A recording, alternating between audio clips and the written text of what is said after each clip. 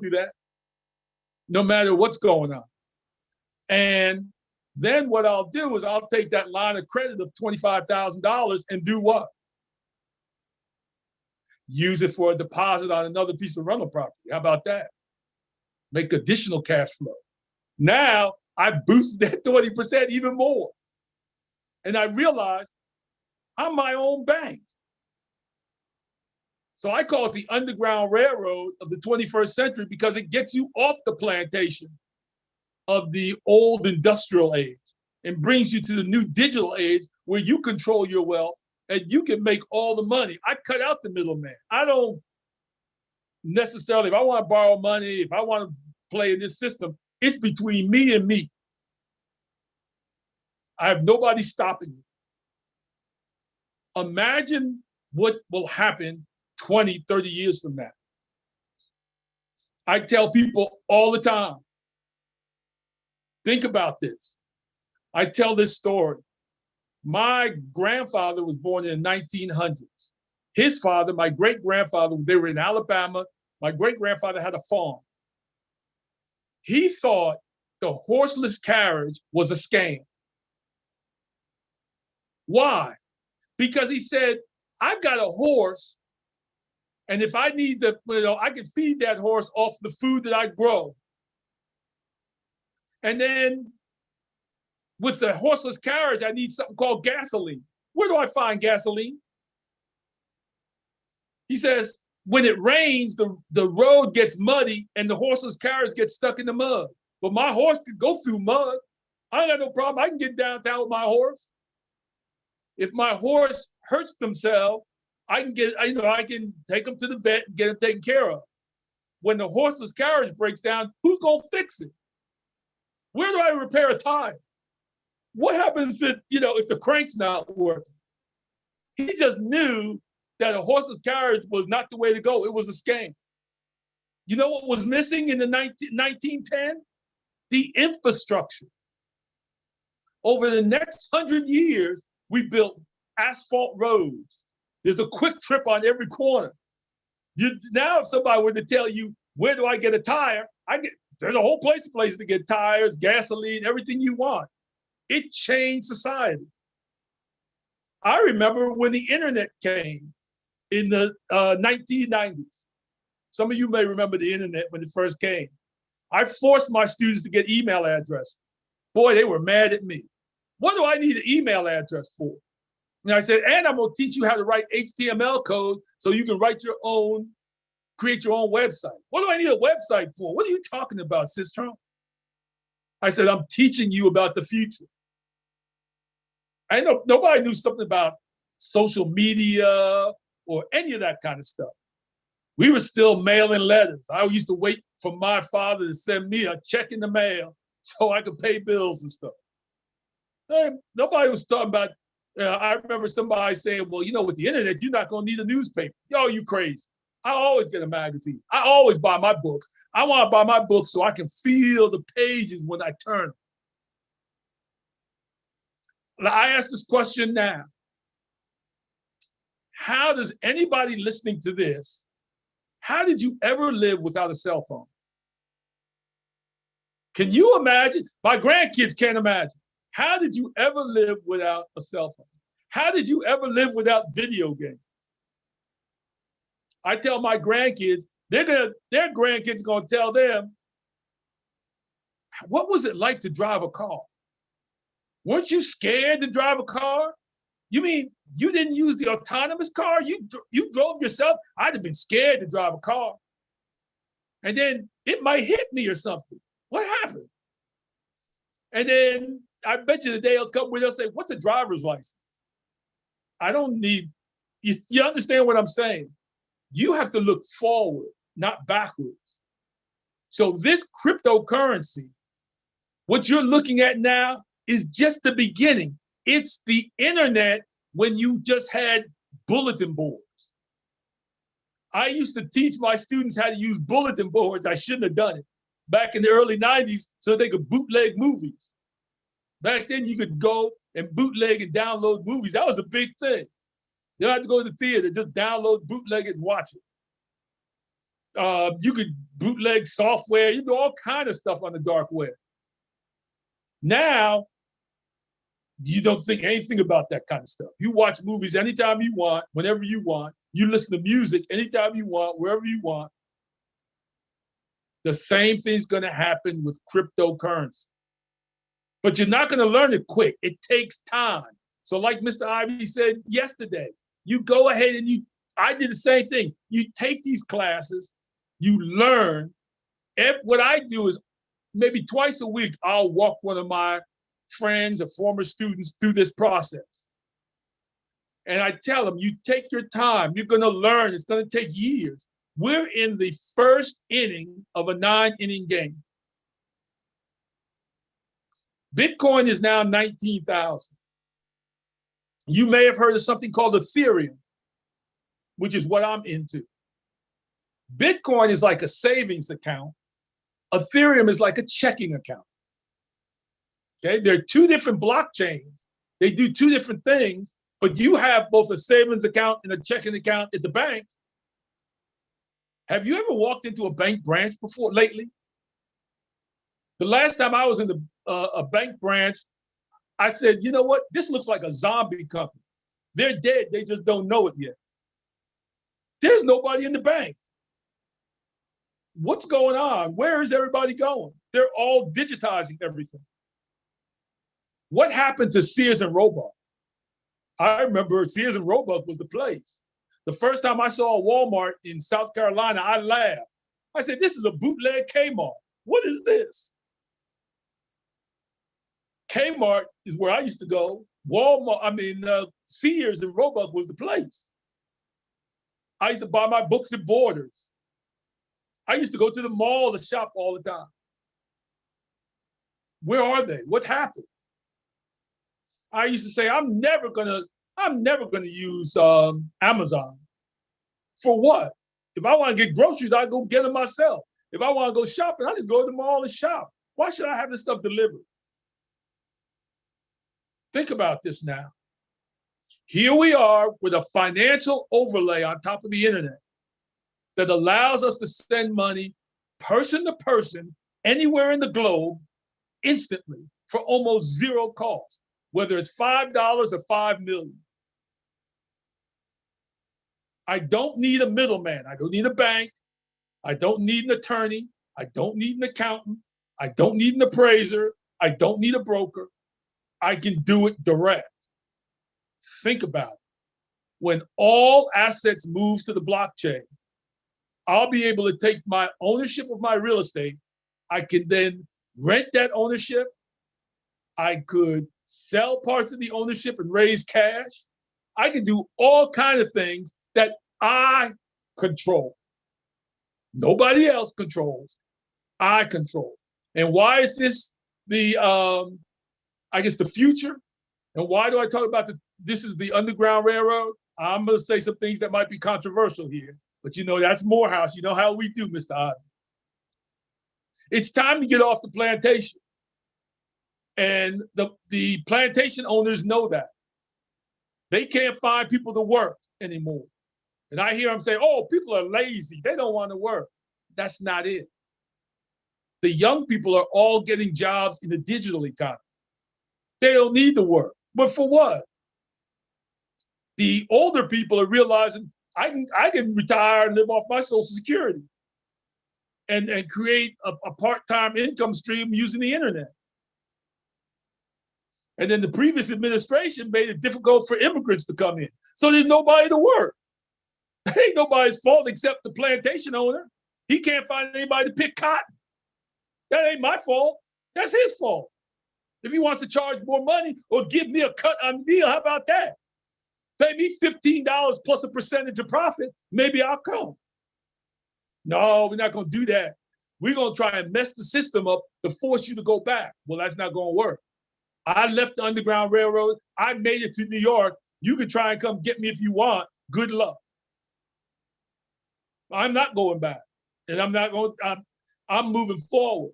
You can either come with me or you can stay back there on the plantation and say, woe is me. So you spend a little money. You take some years to learn this thing. You will find out And the reason I'm doing this, I'm already 66 years old. I'm not doing it for me. I'm doing it for multiple generation wealth. I'm doing it for my children and my grandchildren. You know, I always tell people that we live in the matrix and that this is just a game we're playing. And to win the game, you have to make sure that your offspring are better off than your ancestors. That's my game. So when I leave this earth and I go see my ancestors, and my father and grandfather are going to sit me down and say, all right, sister, how did you hold up with that Oscar, that name? I'm going to be able to point to all the people I helped. I'm going to be able to point to how well their great-great-grandchildren are doing because I left them a bunch of wealth that they control. If it means I have to move from the United States, I'm ready to go. Shoot, I don't care. If they're going to act crazy and make everybody go back to the plantation, I'm taking my whole family and I'm moving to Barbados. Deuces. I'm not going out like that. They're not going to chump me out. They can talk all this crazy stuff they want. I'm not doing it. I'm not having it. There is a way, and it's called cryptocurrency that gives me the ability to control my own wealth and to be able to grow it at a much faster rate because there's no middleman stealing it from me. And spending a couple of $100 or whatever, a couple of thousand, whatever, that's nothing compared to a 10x of your money. Think about that. A 10x? How many 10x's until you're happy? You know? Holy cow. Every 4 years I can do a 10x? Man, if I was 20-something years old, I'd probably move to Barbados right now anyway, because I know I ain't coming back. Man, it's unbelievable what's happening. And crypto is exciting. My thing is to try and get as many people as possible to understand this. And I understand that some people it takes longer than others. I understand if you look at that movie, The Django, some people don't want to leave the plantation. I understand that. But I'm going. If you can come with me if you want, if you don't, so be it.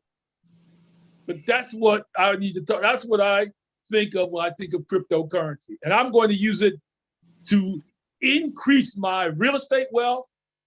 I'm going to use it eventually to do some other investments that are tied to crypto on a global basis. And now that I'm in it, I'm learning every day. Now I'm going to end here real quick because I'm running out of time. There's two terms I want you to look up. One is something called flash loans. Flash like the superhero, and loans like I want to borrow money. Read up on something called flash loans. Unbelievable. Unbelievable. And then something called smart contracts. The ability to take a contract to do something autonomously, automatically, and put it on the blockchain that will monitor all activities and make money for you 24/7. Unbelievable how much money can be made. One last thing, and then I'm going to end this thing. When you talk about what the future of crypto is going to be, once all the infrastructure, once all the rails are put in, just like the automobile, just like the internet, early on it looks kind of bootleg, but once all this stuff is laid out and you see what is going to happen and how the future changes, if you're not a part of it now, you will be a part of it one day. It's just then you'll be wishing, man, I wish I had listened to that daggone Sistrunk when I was in his class. And I tell my students who tell me that, it's never too late. It's never too late. When you're ready, the system is ready to free you from slavery. You just have to want it. And with that, I'm finished. Wow. Thank you, Mr. Sistrunk. You guys notice something there? He's a Morehouse man. I'm a Morehouse man. Did you notice that it kind of been saying the same thing. Where do you think I got it from? The way I speak, the legacy, where I'm looking. You know, now you got to hear from one of our professors that is talking about the future. And since we started a little bit late, Mr. Sistrunk, I know if I understand if you're not going to be able to stick around too long, but I'd love for you to be able to, if you can hang out just for a little bit, and when we get to our Q&A section. I'll be around for the Q&A. All right, fantastic, because we're going to jump into the lesson now, and I know people want to ask you some questions. And again, we apologize for the technical difficulty. Whenever a good thing is happening, the system always tries to make sure that to derail what you're doing. So I'm going to do something special, and I'm going to allow tonight's lesson to be free for everybody after this recording is done.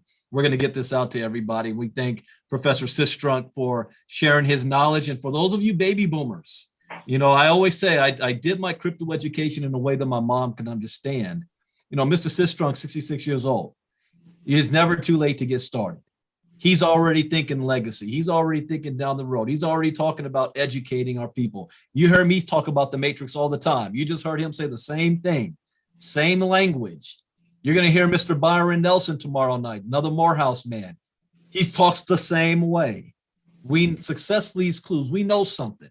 So let me not, I'll start preaching. Let me jump right on in to our lesson tonight so we be mindful of your guys' time. But before I show that, I got a short 2-minute clip I want to be able to show you. And this is going to set things up for you, what Mr. Sistrunk was even talking about. Take a look at this. Make sure I got the audio going too. All right, share screen, share sound. Video, here we go. Do you know anything about that? But I think about this, and what about this internet thing? Do you know anything about that? Sure. What the hell is that exactly? Well, it's become a place where people are publishing information. Right. So everybody can have their own homepage. Companies are there. The latest information. It's wild what's going on. You can send electronic mail to people. It is the big new thing. Yeah, but it's easy to criticize something you don't fully understand, which is my position here. Go ahead. But I can remember a couple of months ago, there was like a big breakthrough announcement that on the internet or on some computer deal, they were going to broadcast a baseball game. You could listen to a baseball game on your computer. And I just thought to myself, does radio ring a bell? You know what I mean? There's a difference. There is a difference. It's not a huge difference. What is the difference? You can listen to the baseball game whenever you want. Right. Too. Oh, I see. So it's stored in one of your memory deals. Exactly. And then you can come That's back the a year RAM later. thing you talked about earlier. Yeah. Do tape recorders ring a bell?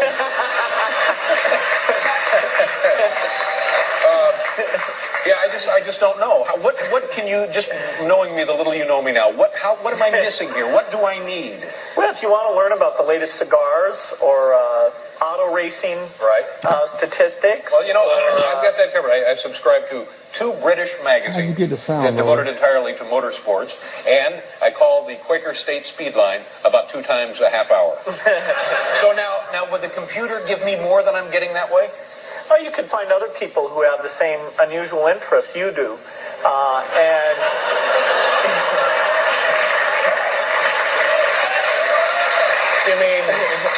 you mean the troubled loner chat room on the internet?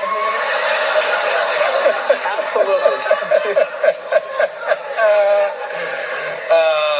I think one day I'll get one of these deals, but I've played with them, and then you type it in, and then you get that thing, that little arrow. Is that the arrow you bet? And then it's just it's like, oh, I get it. It's an eye test. What do we?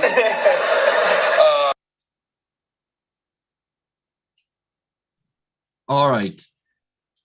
Mr. Sistrunk talked about when new technology comes, that there's always critics at the time that don't understand what it is and say that thing's not going to work. And we, if you know history, have seen this over and over and over again with every new technology that is hit. But there's a difference with this technology that's hitting now. Of course, you're going to have, the people on the corner in the barbershop say, that stuff's not going to work. But the people who build the infrastructure aren't making that same mistake twice. They saw what happened in the 90s. They understand that blockchain is going to be the future. They don't need to be convinced anymore. So while publicly they may be saying one thing about and against Bitcoin and crypto, but they are loving and adopting distributed ledger technology, otherwise known as blockchain, and is in the plans right now of building the infrastructure right underneath our feet. Those of you in our inner circle, you're seeing it every single day. Every single bank in the world today, 89% of all the countries, businesses, and governments get used to the word CBDC. This is going to fundamentally change the world. In 2017, when I had my first aha moment, before I had that aha moment, I was doing my studying like Mr. Sistrunk on YouTube because there was no ILCA to kind of teach me and give me a community for this. I realized 50% of the information that I got was wrong, but the 50% that I got was right changed my life. One of the things I learned in that process was a quote from, and this is not a popular individual right now, but this is a fact. Vladimir Putin in 2016 made a statement, and he said, you have to understand what his goal is ultimately, being the lifelong president of Russia from the Soviet Union era. He's not a friend to the West. He's not a friend or a cheerleader for the United States having world dominance since the World War II. He wants to bring back the glory of Mother Russia, of the Soviet Union, so that they can be out of the thumb of what they feel is the oppression of the United States, the US dollar. So anything that can help towards that, for him, they call liberation, he's going to look into. So he said in 2016 that the Stone Age didn't end due to the lack of stones. Look around, there's still stones on the ground. The Stone Age ended due to the introduction of better technology. And the nation that adopts and leads the way of this new technology will become the new world superpower. And those that do not will live underneath the thumb of those who do. He set the standard back then of what he was about to do for the rest of his life, leading the Soviet world, the Russian Federation. Then I had my aha moment because I said, why would he say something like that? What is this blockchain? Because people think Bitcoin and blockchain is the same thing. And so I said, let me look at this blockchain. And I realized, I wasn't told this. I realized this, that blockchain technology is going to disrupt every single industry on the planet today, whether you like it or not, believe it or not, trust it or not. Your opinion is irrelevant. Doesn't matter what you think. This is already happening. It's not asking you for permission. But if you want to not only survive, but thrive, you have to know what this stuff is. You have to. Right now, you have a decision on how you're going to be involved. In the next 5 years, you won't have a decision. You'll just be involved by whatever way they tell you to be involved. So I'm going to now share my screen and make sure, am I sharing my screen too? Yeah, make sure you guys can see my slides. Here we go. Cryptocurrency is the future. All right, stop that. So you should be able to see my slides. And again, we are going to go just a little bit longer today than normal. But what is the blockchain? And again, I had to break this down in a way that my mom can understand. And also recently, I broke it down in a way that my father could understand. So what is a blockchain? Well, a blockchain is a tamper-proof, encrypted database secured by cryptography, which is the study of encryption that acts as an accounting ledger, keeping track of digital assets. How many of you out there are not familiar with the word ledger? This is something we've been using for hundreds of years. Ledger.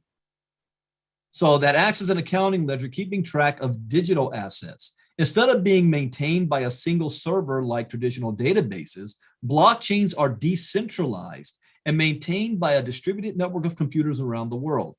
This database tracks every Bitcoin in the network and each transaction since the very first Bitcoin. You could think of Bitcoin as an accounting system. And I never heard, I'm about to steal this from you, Mr. Sistro. You know what he said? He said, think of Bitcoin like a savings account and Ethereum like a checking account. I never thought of it that way.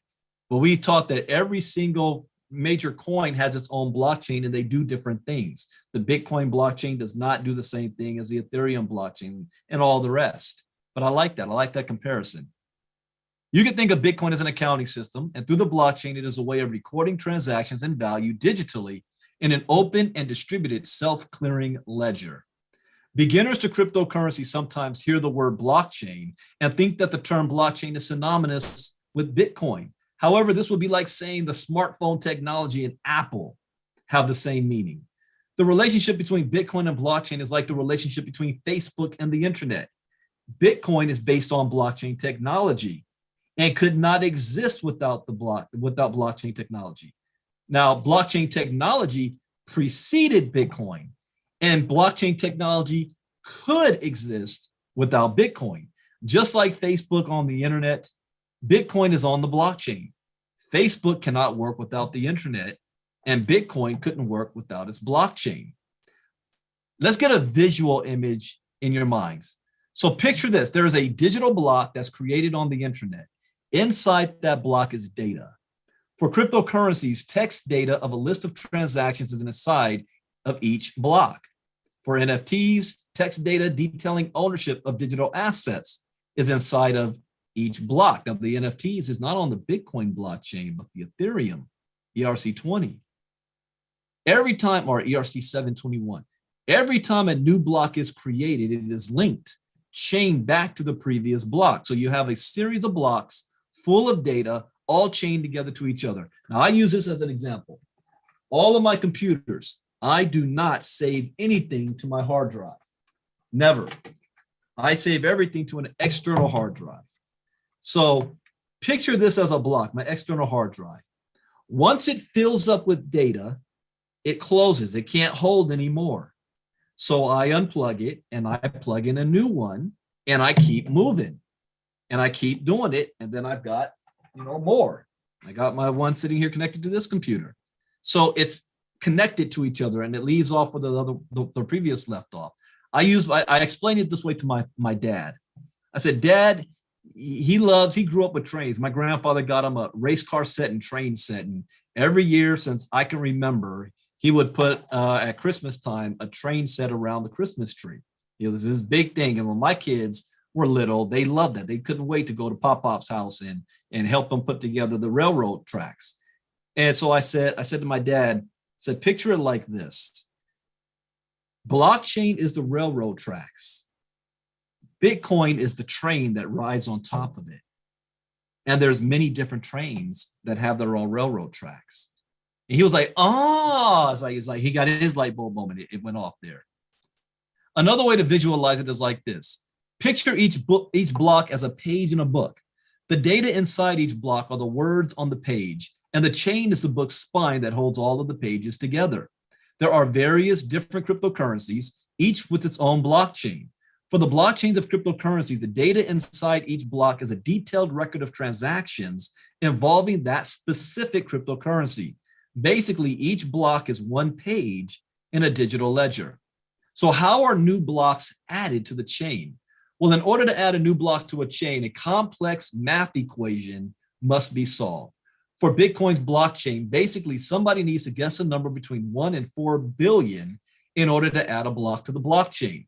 This requires a vast amount of computing power, as well as some time, roughly 10 minutes per block on Bitcoin's blockchain. The individual or group who guesses the correct number creates the new block and is awarded 6.25 Bitcoins. This process is called mining. So every time you hear that word mining, that's what this means. So when they say, oh, Bitcoin's made up out of thin air, it's not real, it's fake money. No. Your cash is made up out of thin air. 40% of all money in circulation was printed in the last couple of years because of COVID. Did they find new gold to back that up? No, printed out of thin air. Bitcoin is proof of work. There's a process that needs to be done because Bitcoin is the reward for building the blockchain. Who builds the blockchain? People do.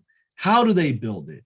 Well, in the early days, the nerds out there took their gaming rigs and converted them into Bitcoin mining rigs because they had the powerful software to do so. It was easy to do it in those early days. And so they were solving this mathematical problem They'd build the block, collect all the data of all the transactions.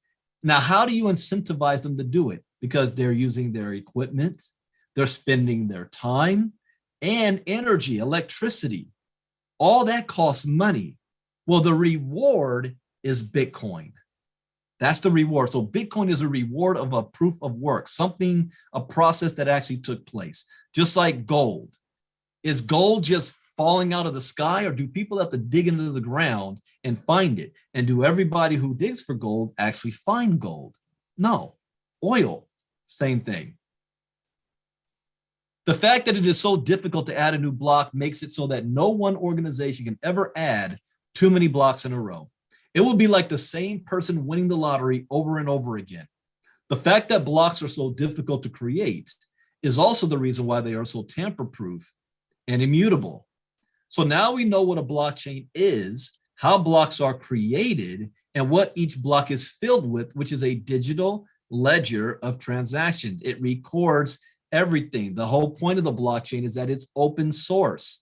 You can see the very first blockchain ever created, all the way back from the beginning, the very first blocks. To understand the significance of blockchain technology, we must go back in time and look at ledgers and their function. Now, last night we talked about the history of money. Now let's talk about the history of ledgers. This goes back from the beginning of time. A ledger is simply a documented record of transactions. In other words, your receipt. When you go buy something from the store, they hand you a piece of paper that is a documented ledger, a record of a transaction you just did. The merchant keeps the receipt and you keep the receipt.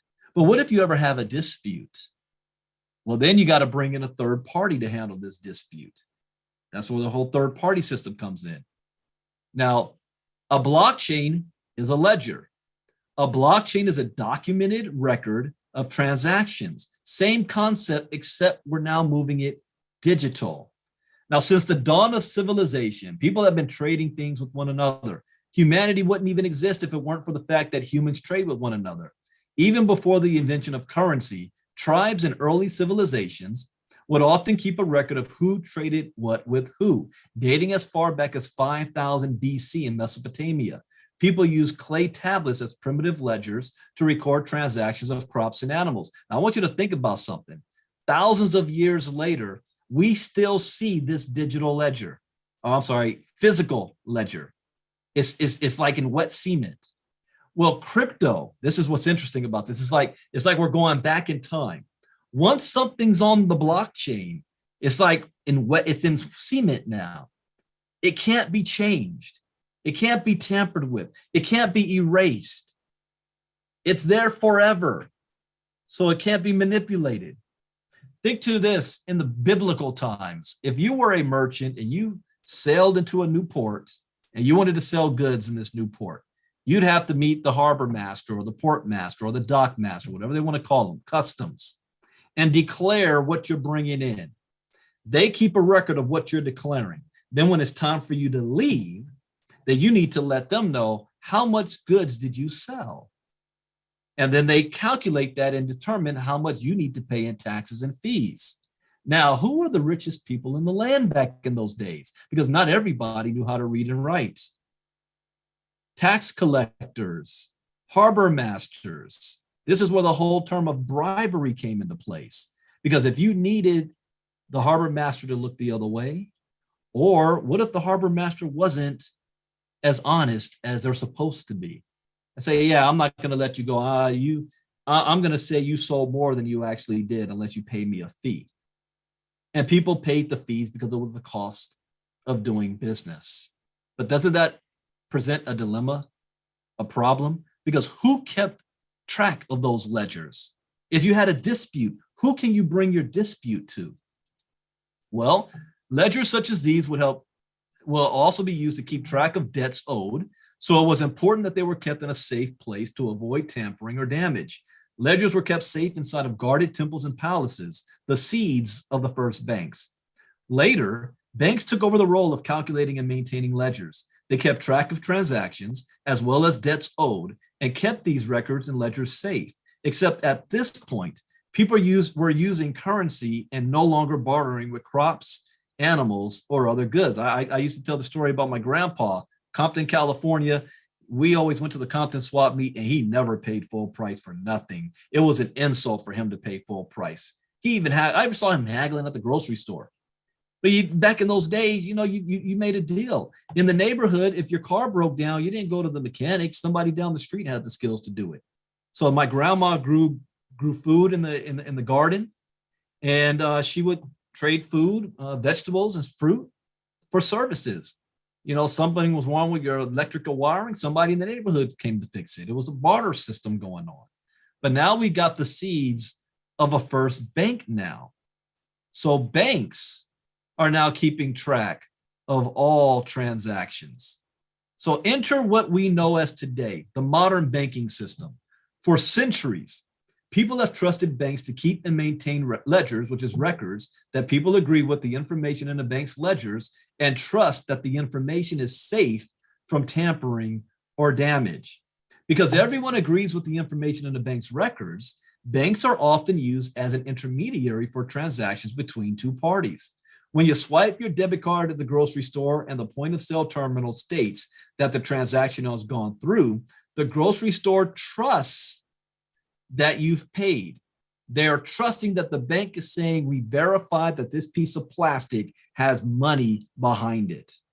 The grocery store trusts your bank's records. Trust. Both parties involved in a transaction trust that the records of the bank are accurate. If the bank says the transfer has successfully been completed, then the buyer and the seller can both trust and agree that the money has in fact gone through. But what happens when that trust is broken? What happens when 2008 takes place?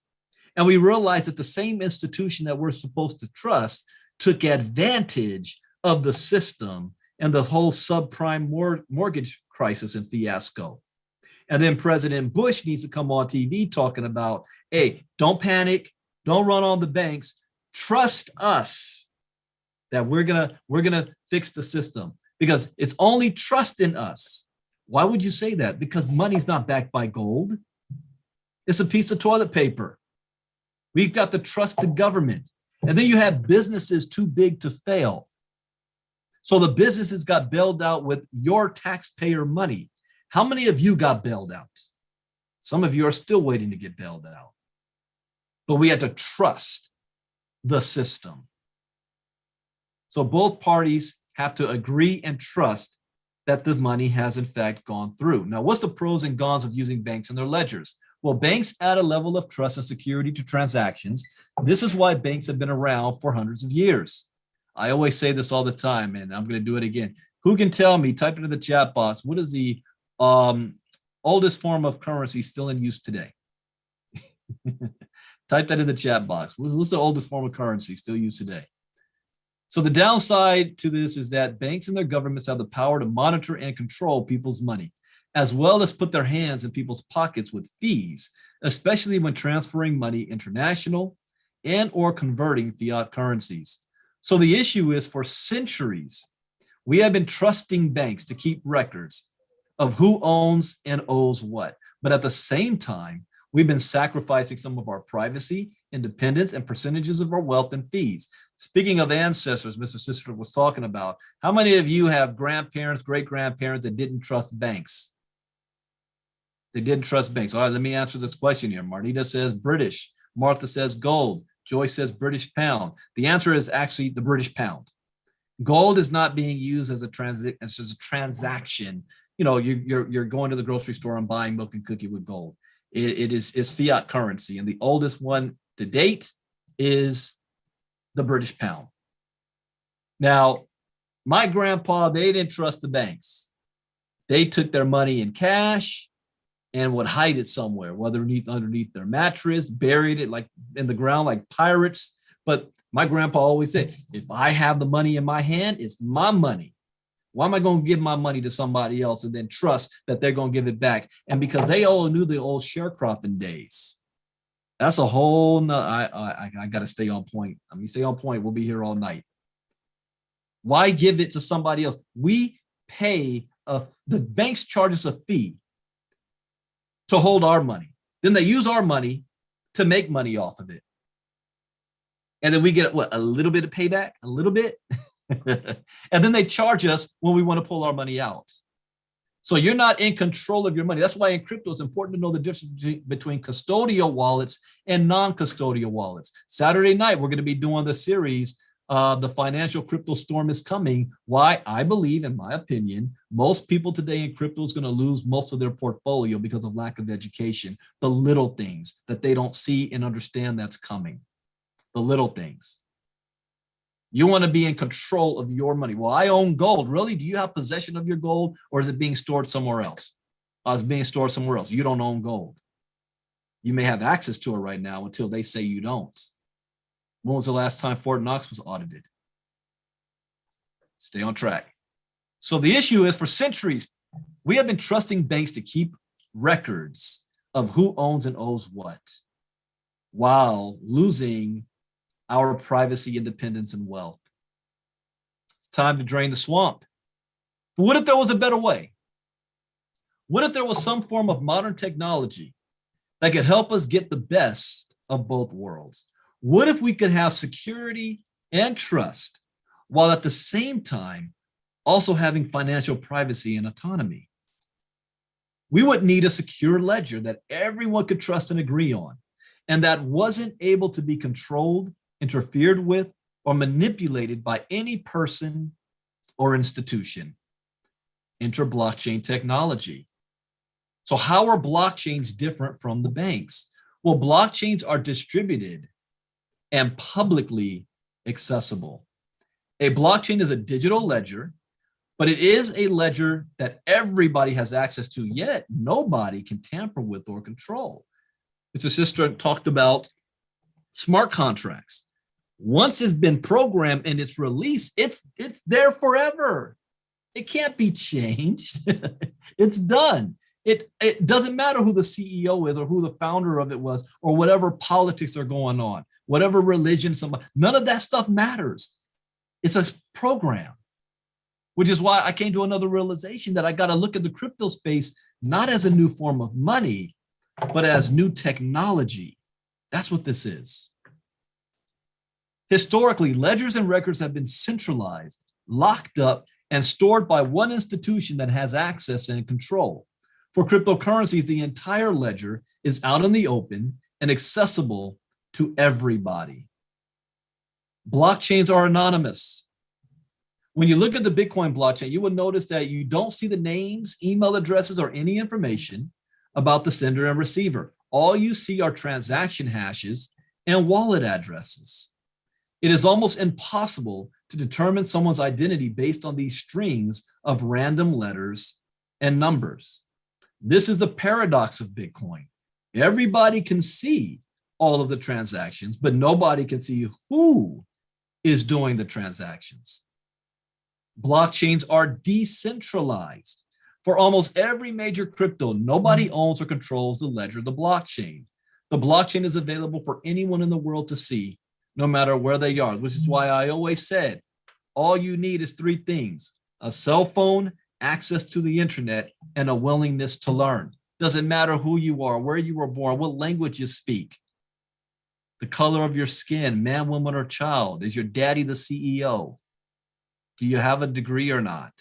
None of that matters. This is why I said for the most amount of people, yet most people is still stuck in the matrix. They don't even know that this is going on. That is why we're here, to bring awareness. Having a decentralized ledger plus the inherent security of a blockchain eliminates the need for an institution, bank, or government to be the middleman. Now, hold on one second. For hundreds of years, there's been a middleman, which means there's an entire industry built about being the third party. That's going to get wiped out. No more need for that. Now, if that's going to get wiped out, do you think they're going to go quietly into the night? Or are they going to fight and push back? They're going to fight and push back, but again, it's still inevitable. This is happening. Having a transparent, distributed ledger means that cryptocurrency is open to everybody on the planet. There's already an entire 31% of adults in the world that do not have access to a bank account. But if they have access to an internet connection, they can access cryptocurrencies. Blocks require majority agreement to be valid. So what makes this so secure? Well, what makes blockchain so secure is the fact that it is distributed. There are multiple live versions of each blockchain. So if somebody is able to tamper with even one block on the live version of the blockchain, then everyone else will instantly see that it doesn't match up with the other live versions and it will be discarded.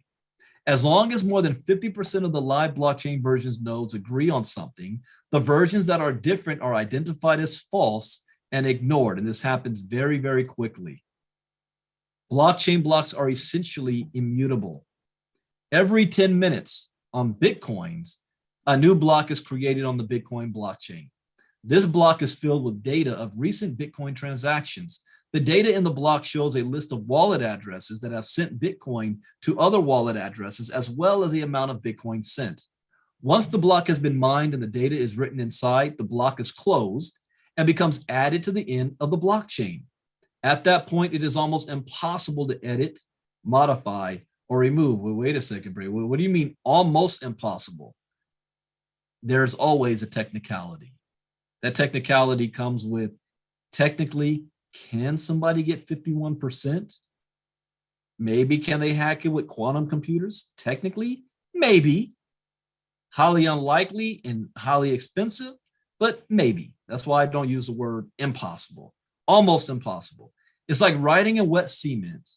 And once the cement hardens, the information written will be there forever. The block is basically immutable. But is it possible to hack the blockchain? Well, if one individual organization were able to gain control of 51% of the computing power of a blockchain, then they will be able to double spend their coins. That means they can spend their coins, then delete that transaction and spend the coins again. To mount a successful 51% attack on a large cryptocurrency such as Bitcoin will require an astronomical amount of computing power, costing billions or tens of billions of dollars just to hack one blockchain. Is that worth it? If one block is doing 6.25 Bitcoin at $19,000 a piece, would you spend billions of dollars just to do that? Only for that to end up getting discarded later? It's not worth it. There are estimated to be over 1 million Bitcoin miners in the world today. Somebody would need to generate the computing power of over 1 million other miners to be able to temporarily tamper with the creation of the current Bitcoin block. A 51% attack on Bitcoin would be outlandishly expensive. Now, other uses of blockchain technology, because blockchain technology is by nature secure, anonymous, immutable, and decentralized, is being eyed for other applications beyond only cryptocurrency. For example, using a blockchain to cast votes in an election. We just covered something in Crypto Talk. What nation was that? Do you guys remember? Was that this morning? I mean, we cover so much information, it slips my mind. Somebody is already doing this. Voting on the blockchain. One of the most divisive things in America right now is voting. And I promise I try to be as neutral as possible and not political, because people treat politics like religion. If somebody doesn't agree with you, they're the enemy. Then you're the only one that can never be right. I understand that. I know. I'm not going to trample on that. Thank you, Steve. Yeah, the Native American community, we just covered that this morning, is they got their blockchain voting on the blockchain. But the most divisive thing in America right now is, can Americans trust the voting process? We're in the midterms right now. I just did our voting today, mail-in ballots. And our voting system is being challenged, not based on any type of facts, but more based on belief. I just don't believe it's trustworthy. I don't feel it's right. And at the end of the day, when the mind is right, facts don't matter. It don't matter what anybody says, because you believe a certain way, nobody's going to change your mind no matter what they show you. So the voting process is under question. Right or wrong, it doesn't matter. It is what it is. I have an answer. Put voting on the blockchain. You want to eliminate dead people from voting, illegals from voting, people who shouldn't be voting. You want to eliminate all that? Put it on the blockchain. But I also have a prediction. as much as blockchain technology is going to disrupt every industry, voting is going to be the last one in America that it will be, because both political parties don't like it kind of how it is. I won't get into details, but they don't want it on the blockchain. But that's a use case. What about keeping track of medical data? For those of you who get my courses, we've got the courses on Internet of Things, where we talk about how you put all your medical data on the blockchain. Revolutionary. Think of how the metaverse is going to work with this stuff. I can't go down that rabbit hole tonight. The metaverse. What about keeping track of the supply chain of food? Can you imagine going to the grocery store and you want to pick up that apple or that vegetable? How do you know that it's what they advertise? Oh yeah, this is organic apple. Really? How do I know that? What if there was a QR code there you can scan with it right on your phone? It's on the blockchain, and you can see when that fruit was planted in the ground, the date it was planted, what country it comes from, when it was picked, how long it has gone through transit to get to your grocery store. Are there any recalls on it? All of that information is right there in front of you instantly. And you can trust it because it's on the blockchain, not manipulated. And that goes for anything on the supply chain. Using a blockchain to store authentic pieces of digital art. I just finished our courses on NFTs, 18 video lessons. And these ones is deep. I'm going to have to go back and I might have to break some of them up because I wanted to keep our courses between 5 minutes to 30 minutes long. For those of you, you got one job, two jobs, you got a family, you don't have time to go back to school. I think I might have made this too detailed. So I'm going to go back and check, see if I got to break it up. But we just finished this. NFTs, everything's going to be an NFT. And here's how I explained it to my mom. When she, I don't understand the difference between the internet and blockchain. I don't get. The internet is the information superhighway, sharing of information. The blockchain is the ability to transfer ownership from one person to another digitally. It is no longer just a copy. You guys understand that? NFTs. NFT is not the picture. The NFT is the data it's being stored upon. The transfer of ownership, and is trusted and verified everywhere. What about using the blockchain to store personal identification information? Personal identification information. That's huge. You know what shocked me? I don't know, maybe 10 years ago, my parents took a trip to Paris. Somehow my mom lost her passport. And what needed me to fax over to them, I don't know if it was the embassy or what, her birth certificate and everything. So my grandma at the time when she was alive was living with my parents. My grandma had, whenever my parents leave town like that, they keep all their important information. We got our get out bag. We got to get up and go in 5 minutes. All the family documents and important paperwork. So I go into my grandma's records and I find my mom's birth certificate, and to see on there, she was born in the 50s and it says female, Negro. I'm like, wait, what?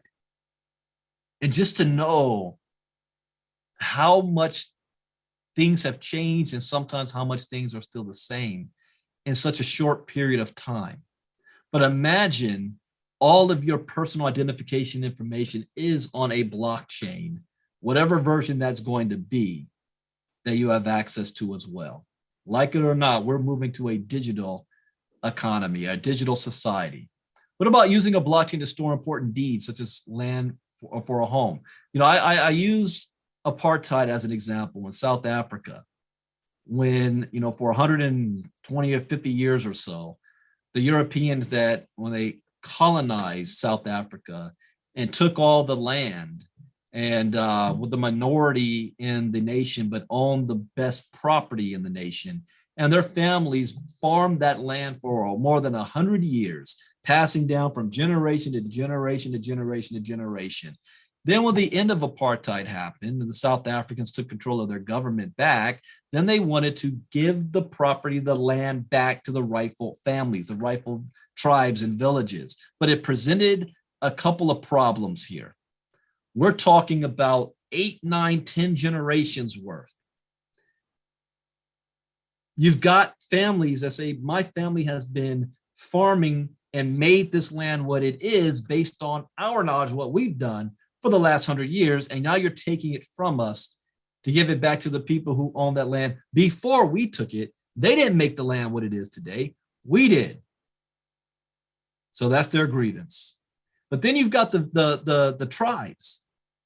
And they say, yeah, the land belongs to us, but to who specifically? Because now that you've moved from generation, how many cousins and second cousins and marriages are there? History records that had, kept track of that back then was burned. That's what the Europeans like to do, burn all the records. So how do you know? That's like me and my cousin Marnita, we're cousins fighting over the same land. I'm going to win because I'm older, and I say so. But she's just got just as much right. So how do you determine who belongs to who? What if there was a blockchain that could record all of those deeds? So that if there's ever a dispute, you don't need to go to court about it. It's written right there on the blockchain. Do you see how this is going to change everything? I like to call it make things more fair. Now, as a disclaimer, this information is intended for educational and training purposes only, should not be construed as investment advice. As with all financial decisions, you should contact your licensed financial advisor before investing in any financial instrument. And I held back. I held back tonight.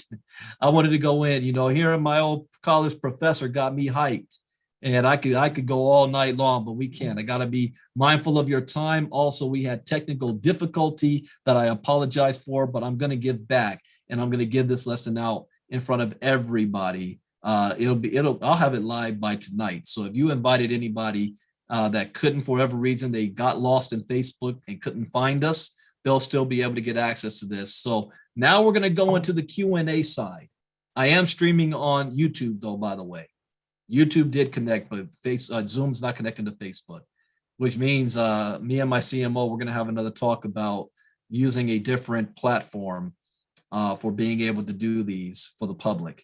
So for now, we got to use what we have. So if anybody has any comments or questions, we still have our panelist, Mr. Sistrunk, that stayed with us. You can ask myself and Mr. Sistrunk any questions. Raise your hand. I'll let you unmute yourself, and then you can go. First hand up I see right there is Miss Casa. Go right ahead. Okay, greetings. Can you hear me? Yes, I can. All right, so I actually have 2 questions. First, Mr. Sistrunk, thank you so much. That was so powerful. Everything that you were saying, talking about realty, the way you took control of your wealth, took control of your life, and then started showing the youth. Very, very inspiring. Thank you so very much. So I have 2 questions. One for you, Brandon. It's about the Bitcoin blockchain. Now, I do understand that every 10 minutes, a new block is created on that blockchain, correct? On average, about every 10 minutes, a block is filled up. Okay, so is that the same with all blockchains, or is that just Bitcoin? Every blockchain moves faster than Bitcoin. Okay. Bitcoin's the first.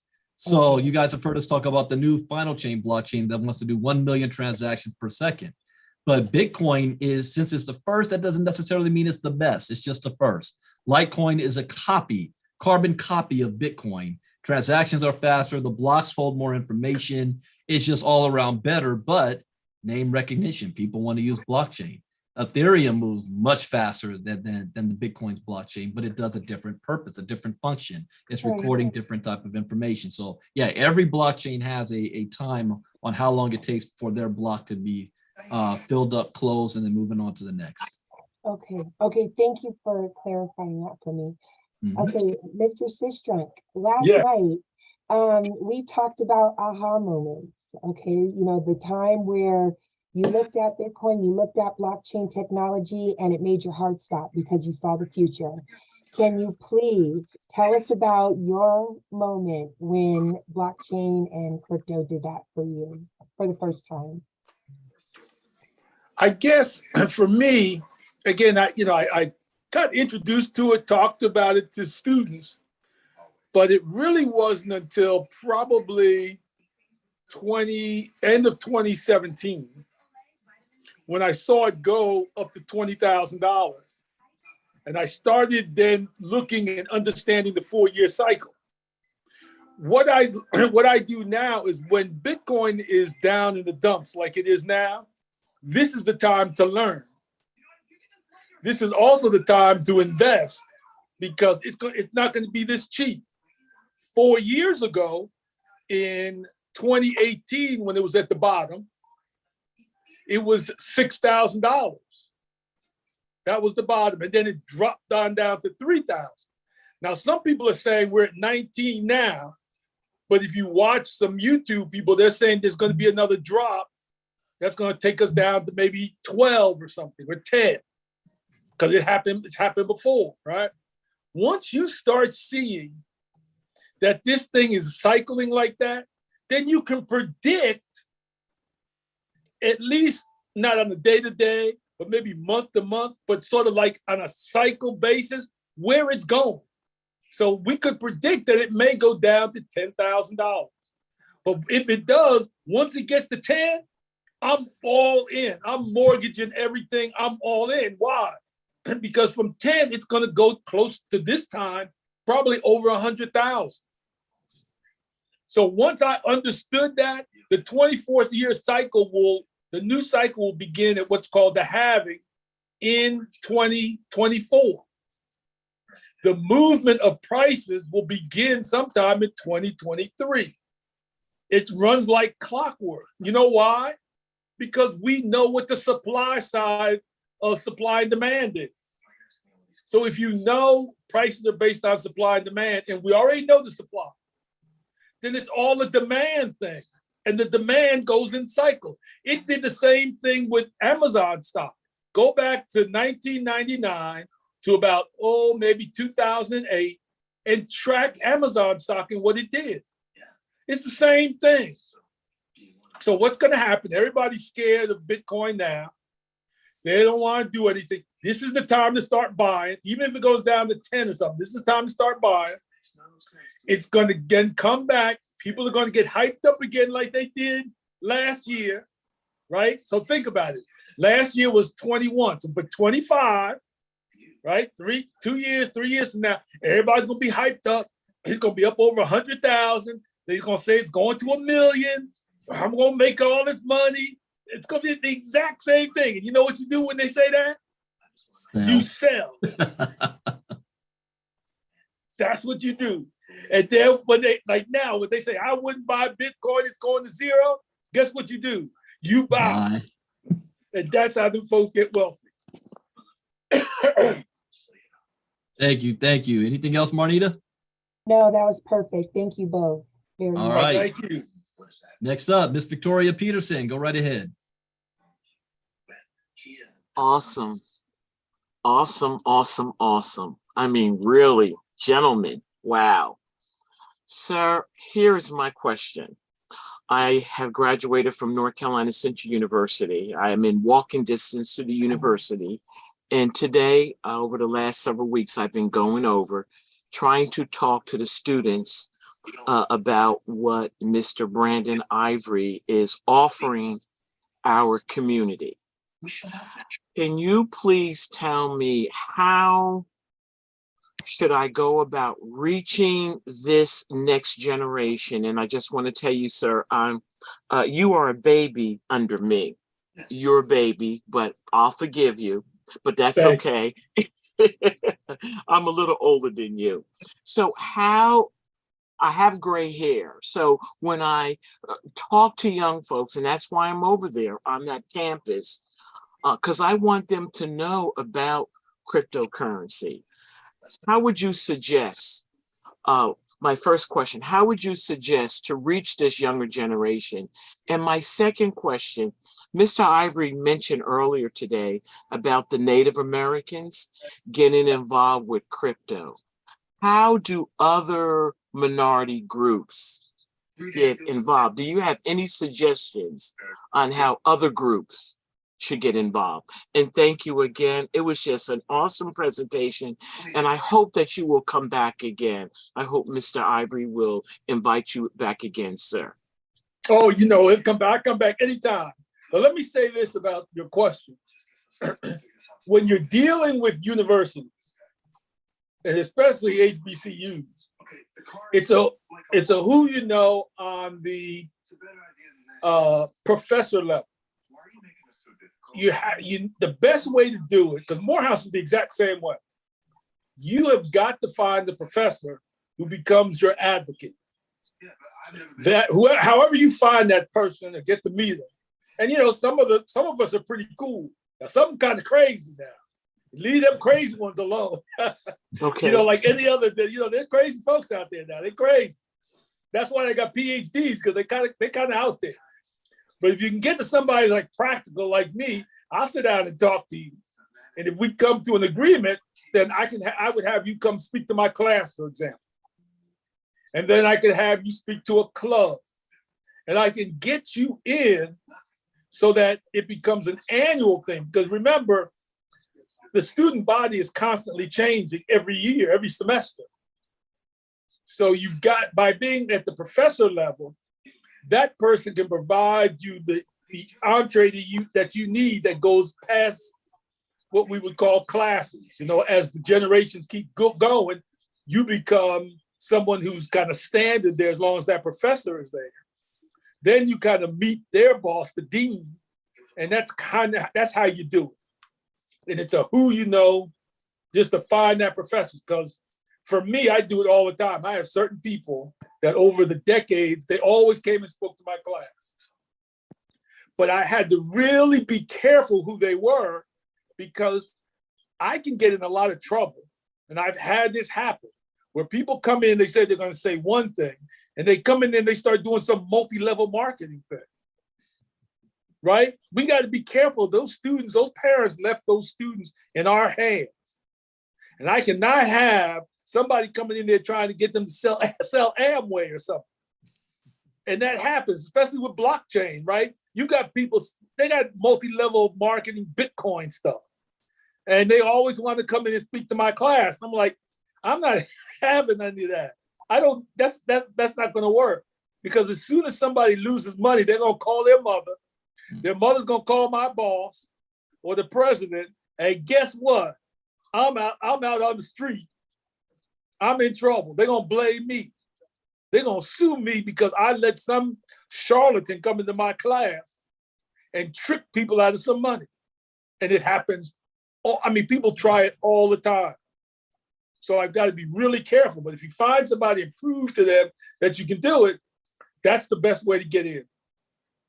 Okay, now how about the Native Americans being involved with crypto? What do you think about other various minority groups? All right. Now I know about Native Americans because I've got a Native American tribe that's a client of mine. I don't know if some people here might have known of the Mashantucket Pequot Tribal Nation, owners of Foxwoods Casino up in Connecticut. They are clients of mine. I know them really well. I've worked with them for years.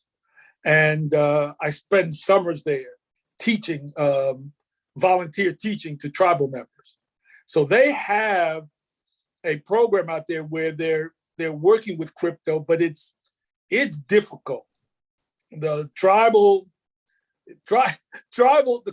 community is about as tough as the HBCU or African American community. It is tough to deal with, and they're trying it. There's some things that they're trying to do, and other groups I'm not familiar with, but I know Native Americans, I know African Americans, both.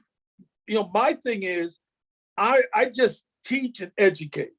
If you have people who want to listen, sometimes, let me tell you this, and I used to do this when I taught at Morehouse. I would teach them something, And some of it, it would go right over their head. And it used to frustrate me. And then I realized, maybe they weren't ready to receive it yet, but they did get it. It's just sitting there. And then I've had students come back to me and say, Sister, I thought you were talking crazy.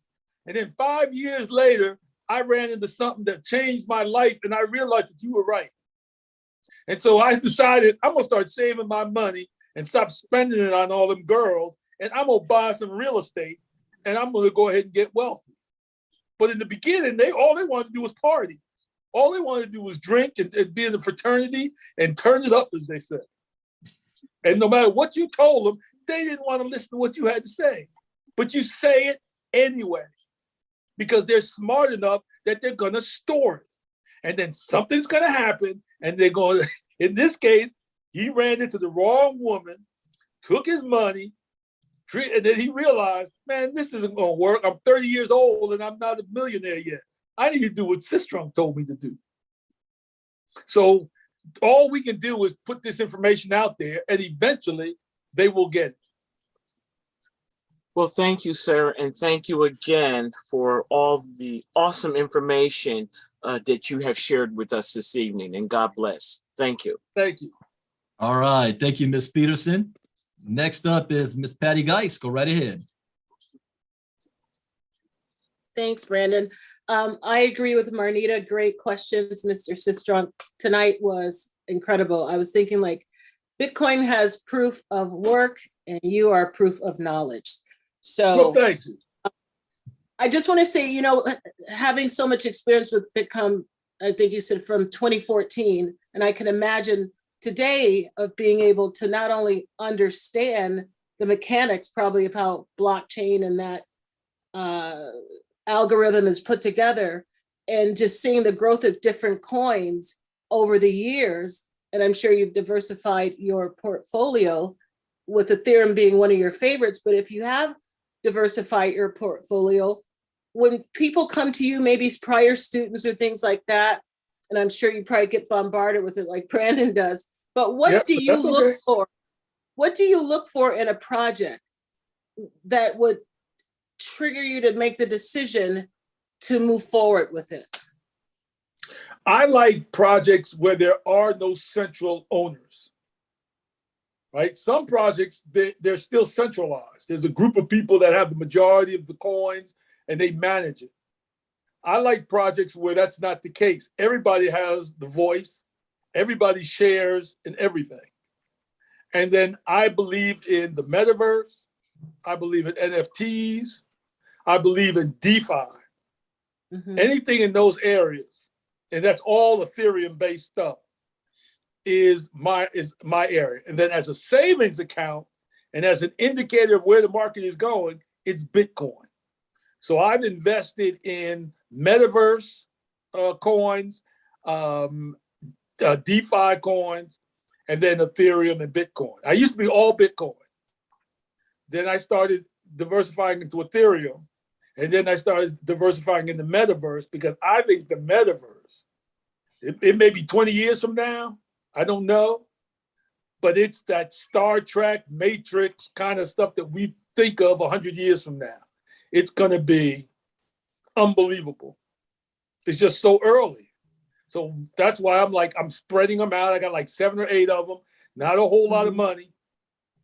Because if you think about it, when crypto was $100 a coin, I bought 10 of them. If I bought 10 of them, which I could have done, I could have put $1,000 in that thing. Yeah, I would have $190,000 now. 8 years later, holy cow! Right. So I think that's going to happen in metaverse. With some of them are going to go under, but that's okay. I only need to hit one of those things to do a 50,000x, and I'm good to go. And one of them's going to do it. I like Polygon, which is another blockchain, what they're doing, and the brands, the companies that are joining on board with them. Polygon is another one that I've been reading about and watching these companies, like Major League Baseball, NFL, Adidas, all these companies are dealing with Disney. Disney has partnered with Polygon. Well, if they've partnered with Polygon and they got their Marvel movies and stuff, I want a piece of that. So I'm willing to do Polygon. Not a whole lot of money, a couple of $100. I only need a couple of shares. Polygon's less than $1 a share. I could go out there and buy 1,000 shares if I wanted to, and just let it sit there for a decade. Right. If you tied in with Disney and NFL and NBA, come on, wow. So that's kind of how I'm doing it. I appreciate it. Thank you so much. You guys noticed something, right? Those of you already in my community, he's reaffirming what we've been saying. So you can recognize an educated man in this space. That's why education in all forms is so important. All right. Thank you, Patty. Next up, Mr. Strouser, go right ahead. Yes, I want to say thank you, Professor Siston, for coming, and I do hope you come back. And just a note, I hope Brandon can talk you into next week coming to Atlanta meeting if he would do that and maybe say something, and we'd be great to meet you. Well, I'm here in Atlanta, so definitely. Well, it ain't that far away from the meeting. It's that's right. Talk to Brandon, make sure you get there. My question is for Brandon. On the blockchain, I was curious, does the speed of the coin have any influence on the price at any time? Speed of the coin, are you talking about transaction speed? Yeah, because blockchain is the slowest. I know it's the oldest, and I know it's going to last, and it's going to be there because it started everything. But do you think the speed has anything to do with that, or any of the other coins' speed in pricing at all, as far as well again, it depends on what the project is designed to do. If you've got one project that's in DeFi that says we want to be the fastest in transaction speed so that we can get with Visa and MasterCard and handle transactions per second, we got millions of them happening, like what we've been covering about with Goldman Sachs and Citibank and JP Morgan. They're concentrated on the speed. When we look at Final Chain's blockchain, where they're talking about we want to have not just proof of work, proof of stake, but also proof of experience by showing that we're able to do 1 million transactions per second. So now the value of that means that projects that want to build their own ecosystem, instead of creating their own blockchain, they want to piggyback on somebody's blockchain, whether it's Ethereum or Matic or anybody else, Solana's, then they will piggyback on that, and they're going to pick which one has the faster speed. So yeah, there's that value, but Bitcoin will always have a value because it's designed to do something a certain way. So it doesn't matter. The only thing that can matter with that speed being slowed up, or it hasn't happened recently. Happens a lot more in Ethereum right now, but the transaction fee itself that can get so high that it becomes unattractive. And then if it's unattractive and other people decide to use something else, that could impact the price. But no, that's not on a grand scheme of things. No, not much. It's more going to be about the project itself and what they're designed to do. So then the other thing, would it be possible, or maybe insight in the future, that they would be able to change the speed of Bitcoin, or wouldn't that be of any interest to them? Well, that's what Mr. Sistrick was talking about. With the miners can vote. And they can vote to change the system, how it works. And if they all agree, which is consensus, then they can adapt to it and change it up. But when you're messing with Bitcoin, since it's like the holy grail, people don't want it to change. They kind of want it where it is. Now, we've got forks in the past. Craig Wright and his crew wanted to fork off, and we'll be talking about Craig Wright tomorrow night on who is Satoshi Nakamoto. But you had forks, Bitcoin Cash that came, then you've got Bitcoin SV. So when they don't agree with each other, they fork and go off in a different direction. But the biggest change that we've seen this year, actually the last couple of years, was what happened with Ethereum. Ethereum moved from proof of work to proof of stake. Now that whole proof of stake now says we now eliminate 99% of the energy costs that was happening, but it was voted on by the community. So as long as the community, the miners, the communities of miners, if they decide to vote to change it, like what they call the Lightning Network, then yes, it can be upgraded. Great, thank you. No problem. Anybody else? Any other comments or questions? Well, you've got Mr. Sistrunk here. Well, all right. Well, that puts us. I'm yes, sorry, yes. Brandon. I had a question, Mr. Sistrunk. It's Yes. great to be able to talk with another HBCU alum. I went to Howard, but it's all good. Right. Oh, Yeah. I would have went to Howard, but first of all, it was too close to home. And Right. then my sister and my father both went to Howard. Okay, awesome. So yeah, I'm very familiar with Howard. You mentioned two things to be on the lookout for. One was flash loans, and I missed the other item that you mentioned. All right. Yeah, we talked about flash loans and then these bots. smart contract. Smart contracts, but also they're kind of like bots, but smart contracts. Okay, awesome. Thank you. Yes. And we got lessons about that coming out, Manny, with smart contracts. That's going to be coming in 2023. But I'm going to be working with Professor Sistrunk on some future projects with this flash loans. And there's a reason why I also wanted to introduce him to you guys in the community and see. So I'll be inviting him back, and also what we're going to be working on in the future as we build. Because remember, ILCA is not about me; it's a community. It's about all of you, and we want to be able to bring quality education and content that our people can understand. And when I say our people, I'm not just talking about color. I'm talking about economic status that everybody has access to.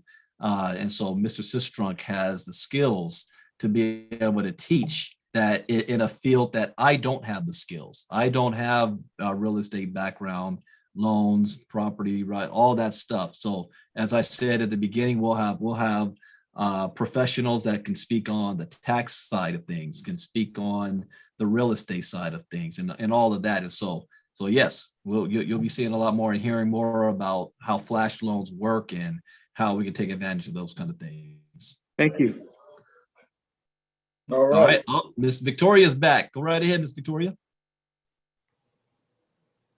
Yes, sir. I just wanted to ask a quick question going back about the real estate.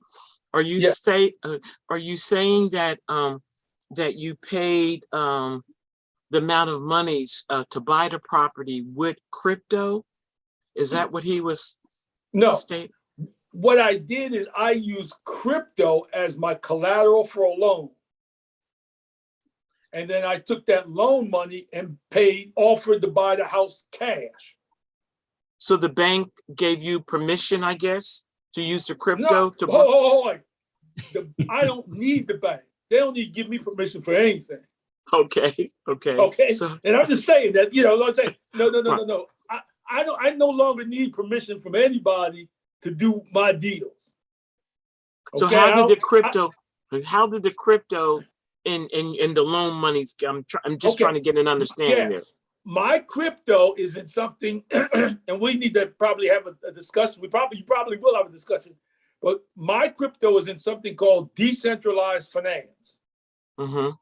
All right. Mm-hmm. That is a system where I basically have my own control of my own wealth, and it's in a savings account, not with a bank, but with this decentralized system that deals with cryptocurrency. Right. Okay. It's some terminology you have to learn, but it's like I have a crypto wallet where it keeps my crypto. Okay. And I can place it myself into a company or this organization where they pay me interest on my crypto. They also let me borrow against my crypto at up to an 80% loan to value ratio. Wow. My savings account, I earn interest on that daily. My savings, when I get a loan, they, of course, charge me interest daily. But the net, right, I'm making money and losing money every day. They're charging me interest, I'm earning interest. My net is about 1% a year. I do not have a monthly mortgage payment or a monthly payment. The interest accumulates on both the crypto collateral and on the loan amount. But the net doesn't change much. It only changes 1% a year. Once I borrow this money, the money goes into my wallet. I then transfer that money to my bank. The only reason I have to transfer it to the bank is because the closing attorney only accepts money from a bank. As soon as the closing attorneys say, I'll accept cryptocurrency, which some of them do. You start paying with crypto. Right. Then all I have to do is borrow the crypto and send it directly to the attorney's wallet. I don't need a bank at all at that point. The slowest point, the clog, was dealing with the bank, because when I sent the money to the bank, they had to wait a day to clear it before I could wire it to the attorney. If I didn't have the bank, I would have sent it directly to the attorney. I would have borrowed the money, which would take about 10 minutes. I would have sent it to the attorney, which is another 20 minutes. So by 30 minutes, I'd have had all the money to him at almost zero fee.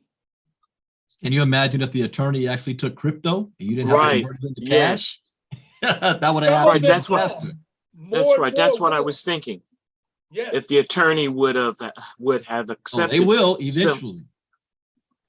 Yes, eventually he will. Right now, so it costs me the wiring fee. You know how the banks are. They nickel and dime you to death. And then they ask you, because it was so much money, they asked me, what was I going to do? Where did I get the money and what was I going to do with it? Well, the federal government, I have a criminal justice background. If you deposit $10,000 in any bank in this country, the bank has to give a report of where that money's came from and what those monies are used for. And a lot of people don't know that. Yes, but you know what? I'm like some people in politics. I don't have to tell the truth. My money is my money. Stop counting my money. Okay. If you want to know what it is, and I get people mad at me because I'll tell. Okay, yeah, I got that money because I won it somewhere. How about that? All right. And what am I going to do with the money? That's my business. You make up something to put on there. Now, Victoria, we showed a little bit of that when I showed my wallet, the Nexo that allows you. You can use Ethereum, buy it in there and borrow against yourself. Use that money you borrow, flip it, pay yourself back, and keep on going. We'll be talking more about that in 2020. So I just tell the bank I just make up a story for the bank. And the bank, so what? I tell you what, tell the IRS to come. Tell the federal government, whatever. Because they don't know, they can't access my money anymore. It's not with the bank. I have money at the bank, to pay bills and that kind of stuff. But I also know eventually the rails will be built that I don't have to go through the bank at all. It's just a matter of time. Once you start playing with this and learning, it will come to you. You'll realize that aha moment, like the lady was saying. You'll realize, oh, wait a minute. I don't need to do this anymore. I can cut that expense out. Wait a minute, I can do this. I can borrow the money and I don't have to tell the bank exactly where that money came from. I just say I got it from a loan. Somebody loaned me some money and I'm buying a house with it. Okay. Now what are they gonna say? I'm lying? Prove it. And I just move on. I did that, moved on, paid the fees, complained that it took an extra day. I'm like, dang God, now I know why your lobby is empty. You taking too long. And then they get mad at me, but I'm like, so what? Close my account. So what? Once you start getting that power, then you start understanding it's a game changer. It was worth me spending the time to learn it, to pay for these courses, because it freed me. Now I know what it means to be free off the plantation, right? And to be able to think differently and not have somebody bully me about what my credit score is. I'll tell you what, you take my credit score and do whatever you want with it. I don't care because I don't need it anymore. How about that? Oh, Mr. Sistrunk, We just, that's something we have to do. Well, you do what you have to do because I'm going to do what I have to do. How about that? And then I'll go in there, I'll close my account. So what? There's another bank that give me even a better deal, right? It's like this thing going out, people looking, they say, we can't find employees. Nobody wants to work. That's not true. The people have gotten off the plantation and they don't need to work anymore. That's the problem. So well, the other problem is, sir, a nation that is somewhere between 200 to 400 years old, and you only want to pay somebody $15 an hour? That doesn't make sense to me.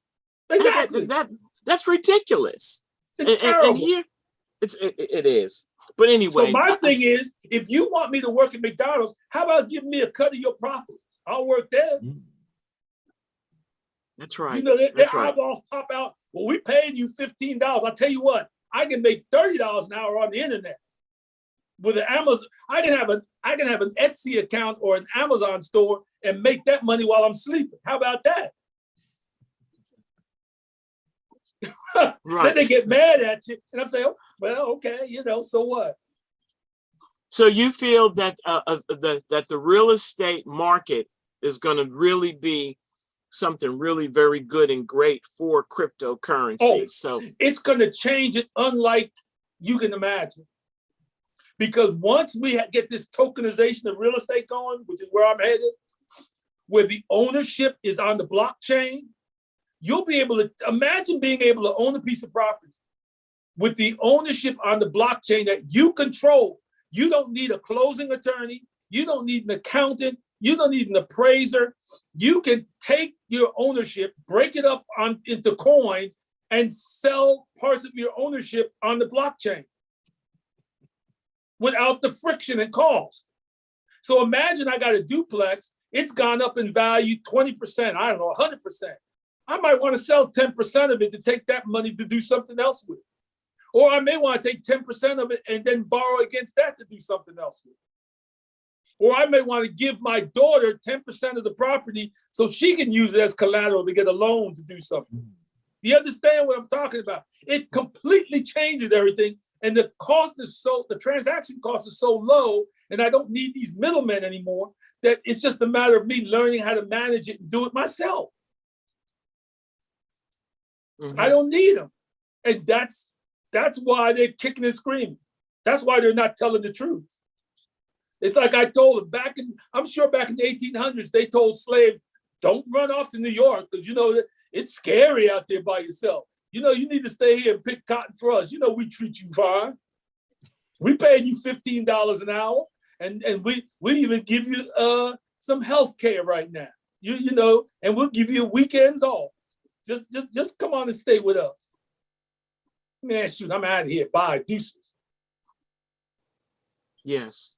All right, thank you, Ms. Peterson. We got to keep moving on. Thank you, sir. Sure. Last one up for the night. iPhone user. I don't know your name, but go ahead and unmute yourself. State your name and what's your question.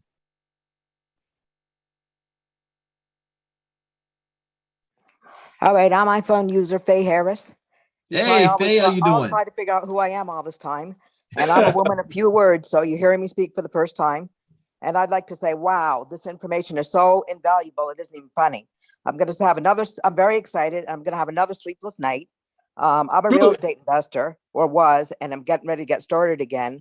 I had owned like 28 houses all over the country, lost everything in 2010, ended up in the hospital for over a month, and my husband never learned how to take over everything. So I am getting started all over again. I'm looking forward to learning more about the real estate as far as the crypto, because crypto is not my thing at all. I'm a real estate addict. So I just wanted to say thank you, and I'm looking forward to hearing from you again. Also, I'm going to encourage everybody, you definitely want to listen to the replay. Great. Well, yeah, I'm a real estate guy, myself, in terms of buying. I like to buy distressed properties and that kind of stuff. This crypto is going to take it, once you figure it out and learn it, it's going to take it to a whole nother level. Because it gives you so much freedom and liquidity that right now, it's so expensive to do transactions.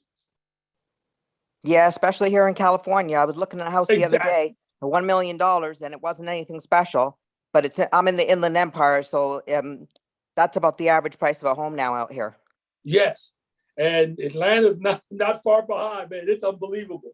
But what you'll be able to do is be able to get, like I said, loans at 1%, because we're taking the middleman out of it. So all those fees that they're collecting and all that, the slices off the interest rates that they're collecting goes away. So when you do that and you're able to move quicker with less friction costs, it's going to allow you to do things with real estate that we really can't do right now. It's going to take a while for it to get into place because people are going to fight it, right? Imagine, Caldwell Banker, Cushman Wakefield are not going to be happy with what's going to happen, but it's going to happen to them. Unless they plug in and figure out a solution, they're going to go away just like Sears and Roebuck did. They're going to go away just like Borders went away. Kmart. Just think of all those stores that we grew up with that were household names. The mall. Man, the mall looks like I said, it looks like a zombie business. You walk in there, I can take a bowling ball in the mall now and roll it down the middle of the mall and not hit anybody. And I remember it used to be the mall was the place to go hang out. Everything's being dematerialized. And we still got a ways to go, but that's why I'm into this thing. Well, I want to thank you again. I had 10 properties in California, which I let go.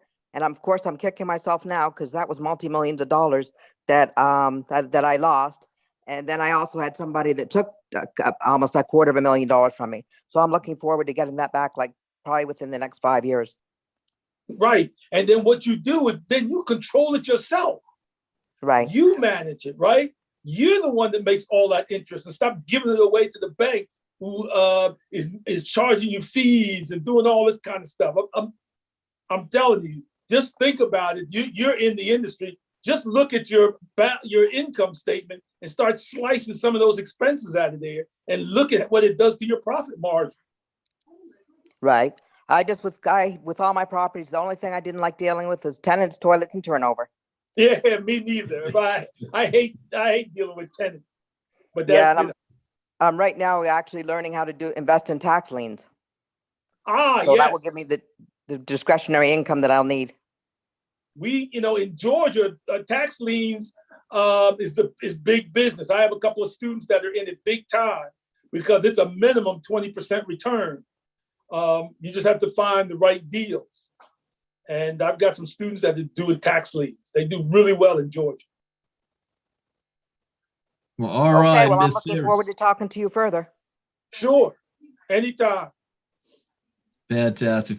Well, thank you, Ms. Harris. And that brings us to the end of our day 2 of the 5-day Bitcoin virtual boot camp. And we want to thank Professor Sistrunk for taking time out of his schedule tonight. I know your significant other's probably calling your name like, hey, we got things we need to be doing tonight.